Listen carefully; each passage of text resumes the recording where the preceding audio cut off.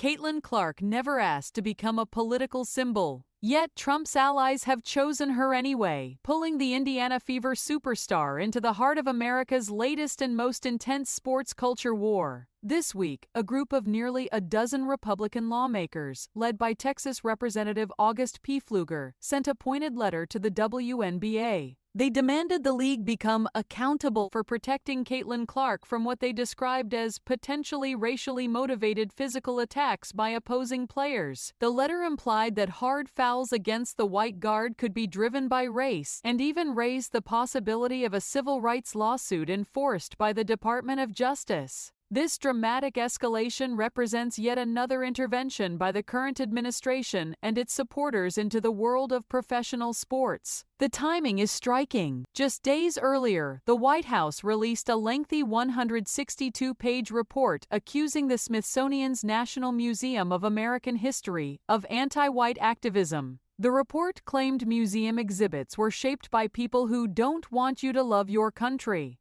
In this context, enlisting the DOJ to monitor the WNBA feels like part of a broader pattern, using federal power to address perceived threats against white Americans in cultural institutions, including sports.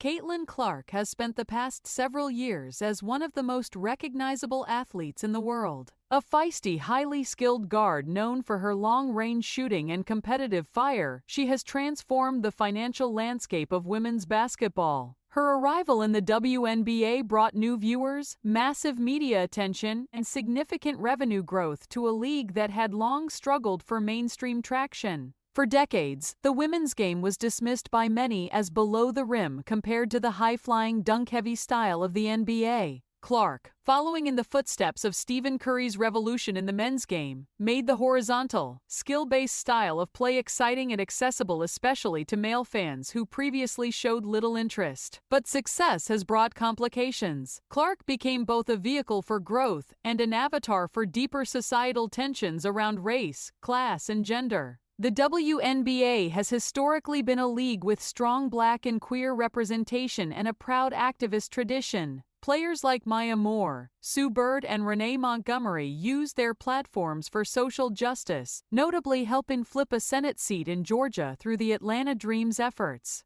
Yet, with rising revenues tied to Clark's popularity, the league's political voice has noticeably quieted. Now, politicians are forcing Clark into a role she has carefully avoided. She has centered recent public comments on the toxicity of social media rather than engaging in divisive identity politics. Her fanbase includes passionate supporters, some of whom project their own resentments onto her whiteness. At the same time, critics and league insiders watch closely to see how she navigates these external pressures. The government's suggestion that she needs federal protection from her black opponents risks pitting her against teammates and the broader culture of her sport. This is not the first recent example of political interference in sports. The Trump DOJ has announced investigations into whether Major League Baseball's Pride Nights discriminate against Christian players. President Trump personally called FIFA to challenge a suspension against U.S. men's national team forward Folarin Balogun. Sports, long viewed as a unifying force, are increasingly being used as battlegrounds in the nation's culture wars. Author Howard Bryant draws a compelling historical comparison to Larry Bird. When Bird entered the NBA in 1979, Boston was still healing from bitter school desegregation battles. The league was seen by some as too black for broad commercial appeal. Bird was celebrated by many as a great white player who could excel in a black-dominated sport. Yet Bird rejected the racial trap. He focused on competition, teamwork with black and white teammates alike, and pure basketball excellence. Even when provoked by comments suggesting he would be just another player if he were black, Bird refused to lean into divisive narratives. Decades later, he remains widely respected across the sports cultural spectrum. Clark finds herself in an even more perilous position. Today's media